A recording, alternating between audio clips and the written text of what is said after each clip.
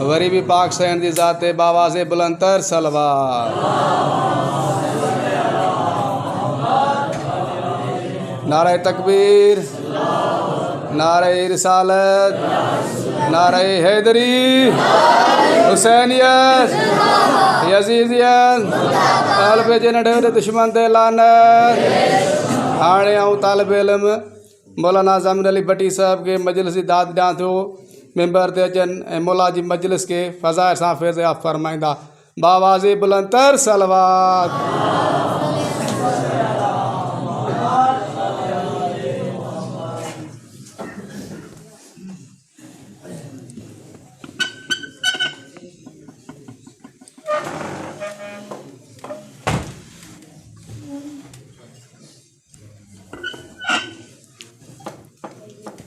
बर मोहम्मद वाले मोहम्मद बुलंदतर सलावत।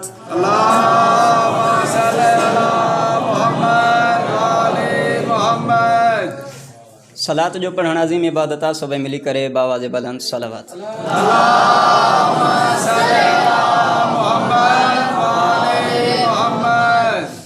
औज़ु बिल्लाहि मिनश शैतानिर रजीम बिस्मिल्लाहिर रहमानिर रहीम। बिस्मिल्लाह। अल्हम्दुलिल्लाहि रब्बिल आलमीन अस्सलातु वस्सलामु अला अशरफिल अंबिया वल मुरसलीन सय्यदना व नबीना व तबीबे कुलूबना व शफ़ीए दुनूबना व मौलाना व मौला सकलैन जद्दिल हसनैन अबिल कासिम मुहम्मद। अल्लाहुम्मा सल्लि अला मुहम्मद व आले मुहम्मद व अहले बैत तय्यबीन अत्ताहिरीन अल मासूमीन अल मुंतजबीन अल मुंतखबीन अल मुत्तहरीन अल मज़लूमीन। सलवातुल्लाहि अलैहिम अजमईन व लानतुल्लाहि अला अदाइहिम अजमईन मिन यौम अदावतिहिम इला यौमिद्दीन।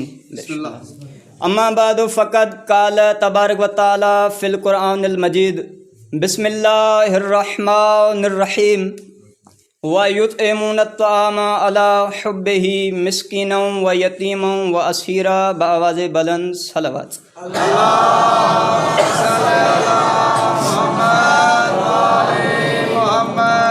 नारे तकबीर, खालिक के कुल कायनात जो नारो हसबाई बुलंद करे। नारे तकबीर, नारे रिसालत, नारे हैदरी, नारे हैदरी, नारे विलायत, नारे विलायत, हुसैनियत, यजीदियत, अहल बैत जे दुश्मनन ते लानत, बराए ज़ुहरे ताजिले हुज्जत खुदा बावाज़े बुलंद सलावत। अल्लाहुम्मा सल्लि अला मुहम्मद व आले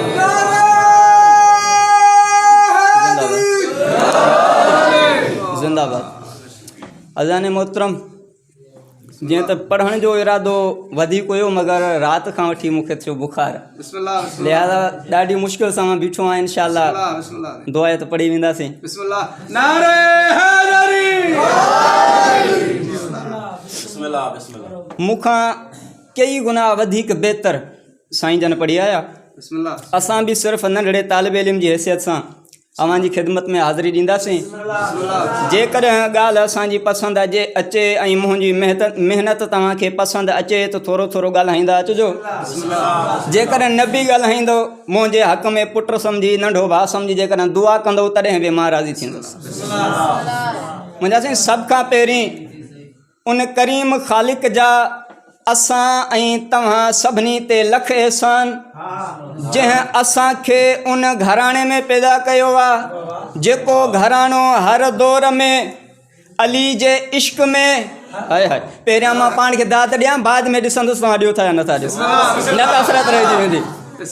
उन करीम ख़ालिक जा असां ऐं तव्हां ते लख एहसान जंहिं ख़ुदा असांखे उन घराणे में पैदा कयो आहे जेको घराणो हर दौर में अली जे इश्क में ज़िंदगी खां वधीक मौत खे तरजीह ॾींदो आहे।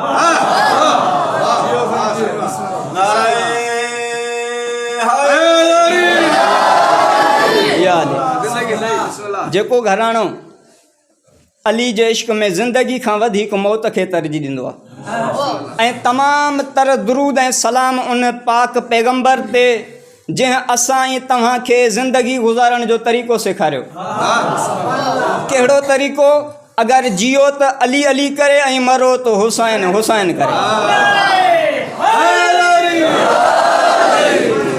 ऐं तमामु तर लानतूं ऐं फिटकार उन्हनि जे लाइ जन हर दौर में हक़ ॿुधी ॿुधी बि हक़ जी मुखालफ़त कई। तवजो सभिनी जी पूरी मुंहिंजी तरफ़ हुजे। मुंहिंजा साईं अल्लाह रब्बुल इज़्ज़त इंसाननि जी हिदायत जे लाइ 1.25 लख पैगम्बर मुक़ररु फरमाया। पूरी तवजो मुंहिंजे पासे। इंसाननि जी हिदायत जे लाइ 1.25 लख पैगम्बर मुक़ररु फरमाया। उन्हनि 1.25 लख पैगम्बरनि मंझां 313 खे रसूल बणायईं। उन्हनि 313 रसूलनि मंझां 5 उलल अमर पैगम्बर बणायईं। ऐं उन्हनि 5 उलल अमर पैगम्बरनि मंझां हिक खे सरदारो सुल्तान बणायईं। ऐं अल्हम्दुलिल्लाह उहो सरदारो सुल्तान सुल्तान कुल अंबिया असांजो नबी मोहम्मद मुस्तफ़ा आहे। हाणे मां सैयदा जी वकालत जो जुमिलो पढ़ां थो, ॾिसां थो त केरु मुंहिंजो साथ ॾिए थो या मां अकेलो ई थो रहिजी वञा। ख़ुदा जो कसम पूरो मजमो उथी बि दाद ॾींदो तॾहिं बि हक़दार नथो थी सघे। जंहिं पैगम्बर खे 1.25 लख नबियनि जो सुल्तान बणायईं, उहो बि पैगम्बर अगरि कंहिंजे इस्तक़बाल में उथंदे नज़र अचे त उहा सिर्फ़ ऐं सिर्फ़ हसनैन जी मां ज़हरा आहे।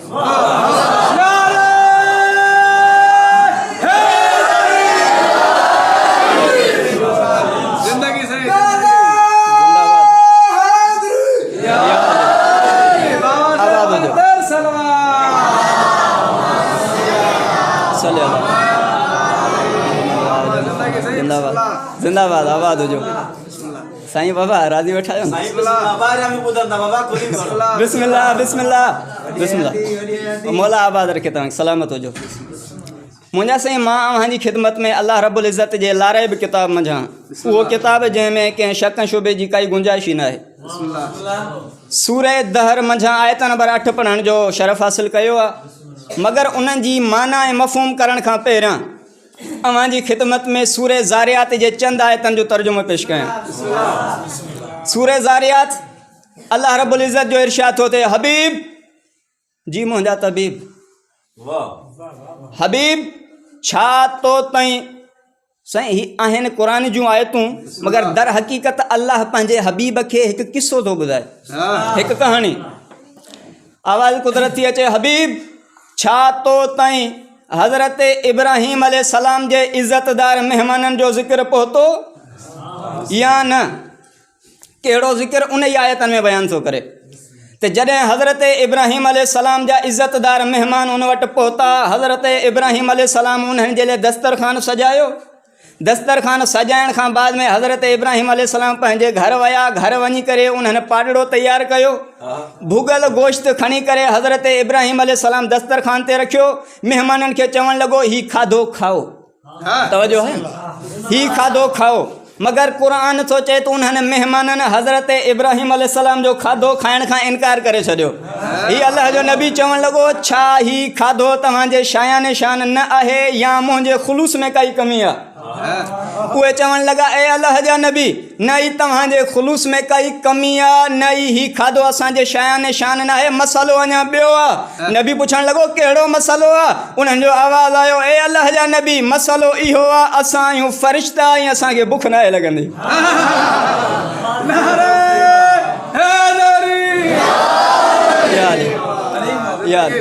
आबाद हुजो। असां आहियूं फ़रिश्ता ऐं असांखे बुख न आहे लॻंदी। हाणे हिकु नंढड़ी ॻाल्हि मूंखे सम्झ में नथी अचे त एॾो वॾो नबी आहे हज़रत इब्राहीम अलैहिस्सलाम। पूरी तवजो मुंहिंजे पासे हुजे, तव्हां वेही रहो भली, को मसइलो न आहे।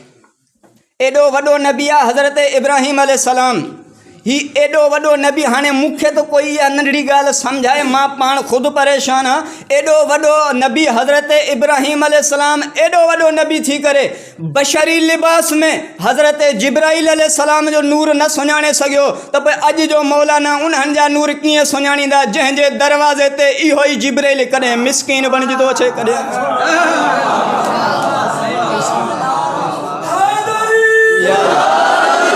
ज़िंदाबाद। अॼु जो मौलाना उन्हनि जा नूर कीअं सुञाणींदा जंहिंजे दरवाज़े ते, सता जी, जंहिंजे दरवाज़े ते इहो ई जिब्राईल कॾहिं मिसकीन बणिजी थो अचे, कॾहिं असीर बणिजी थो अचे, कॾहिं यतीम।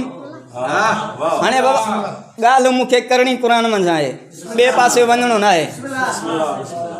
मुंहिंजी गुफ़्तगू उन्हनि सां बि आहे जेकी क़ुर खणी पढ़ंदा बि आहिनि, ज़ियारत बि कंदा आहिनि, ऐं पंहिंजी गुफ़्तगू उन्हनि सां बि आहे जन वीचारनि साईं अदब जे चकर में अची करे क़ुर एतिरो मथे रखियो आहे जो हाणे उन ताईं उन्हनि जो हथ बि नथो पहुचे। गुफ़्तगू ॿिन्ही सां आहे, दाद ॿिन्ही खां वठणी आहे। लिहाज़ा ही एॾो वॾो आहे हज़रत इब्राहिम अलैहिस्सलाम नबी अल्लाह जो। कहिड़ा हज़रत इब्राहिम अलैहिस्सलाम? सर खण त मां थो ॿुधायां कहिड़ा हज़रत इब्राहिम अलैहिस्सलाम। हज़रत इब्राहिम अलैहिस्सलाम ही उहो अल्लाह जो नबी आहे जंहिंखे अल्लाह ख़लीलुल्लाह जो लक़ब ॾेई करे पंहिंजो दोस्त चयो आहे। ही हज़रत इब्राहिम अलैहिस्सलाम उहो अल्लाह जो नबी आहे जंहिंजो शुमार 5 उलुल अमर पैगम्बरनि मंझि आहे। ही हज़रत इब्राहिम अलैहिस्सलाम उहो अल्लाह जो नबी आहे जंहिं असां ऐं तव्हांखे हज करण जो तरीक़ो सेखारियो। ही हज़रत इब्राहिम अलैहिस्सलाम उहो अल्लाह जो नबी आहे जंहिं असांखे नमाज़ जा तरीक़ा सेखारिया, जंहिं काबे जी तामीर कई। एॾो वॾो नबी आहे हज़रत इब्राहिम अलैहिस्सलाम। कहिड़ा इब्राहिम अलैहिस्सलाम? जद्दे अंबिया, जद्दे यूसुफ, जद्दे इस्माइल, जद्दे इसहाक, जद्दे याकूब। एॾो वॾो नबी आहे हज़रत इब्राहिम अलैहिस्सलाम। ॻाल्हि मूंखे सम्झ में न आई, हिन एॾे वॾे नबी जो तयारु थियल खाधो जिब्राइल नथो खाए, मगर इहो ई जिब्राइल जॾहिं हसनैन जी अम्मा जे दरवाज़े ते थो अचे त कुलबात थो करे, अंदरां आवाज़ थो अचे केरु? जिब्राइल थो चए बुख लॻी आहे, मिसकीन मानी वठण आयो।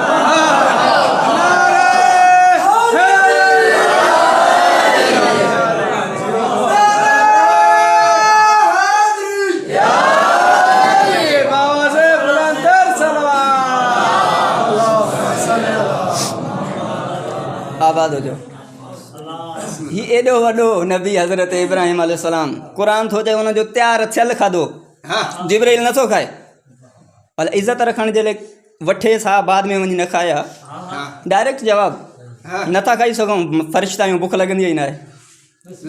लिहाज़ा इहो ई जिब्राइल जेकॾहिं सैयदा जे दरवाज़े ते अची करे मानी तलब करे थो, ख़ुदि फ़ैसिलो थी वियो, हाजरा जे हथ जी मानी और आहे, ज़हरा जे हथ जी मानी और।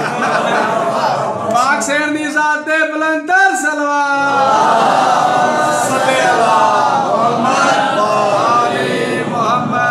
आवाज़ हुजो। लिहाज़ा हाजरा जे हथ जी रोटी मानी और आहे, सैयदा जे हथ जी मानी और आहे। पढ़ायां छॾियां?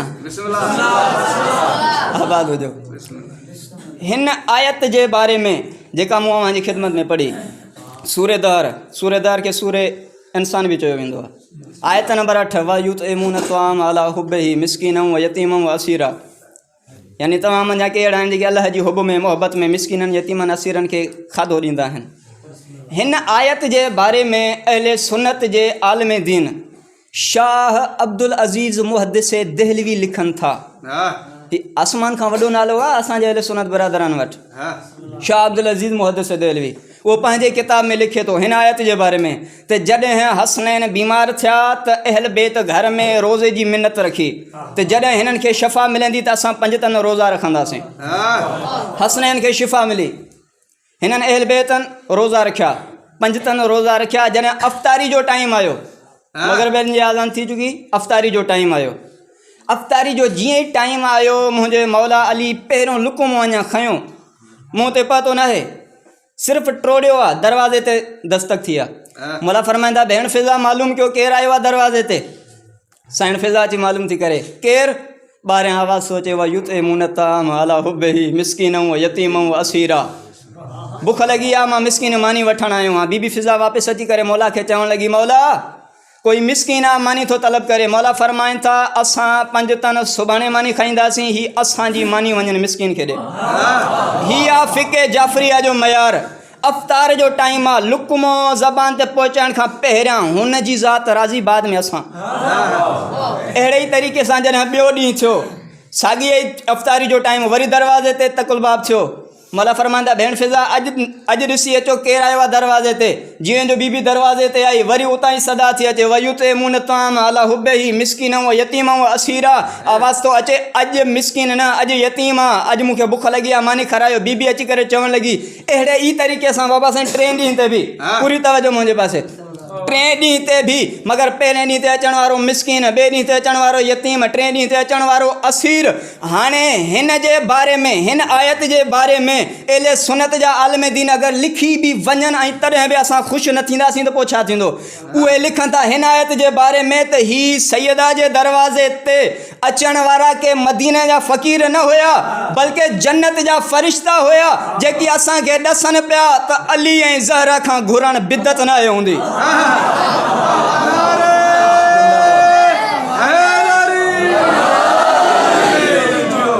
जिंदाबाद। ही अचण वारा फ़क़ीर कोई मदीने जे घिटियनि जा फ़क़ीर न हुया, जन्नत जा फ़रिश्ता हुया जेकी असांखे ॾसनि पिया त सैयदा खां घुरण बिदत न आहे हूंदी। दुरूद पढ़ो मोहम्मद वाले मोहम्मद जी ज़ात से।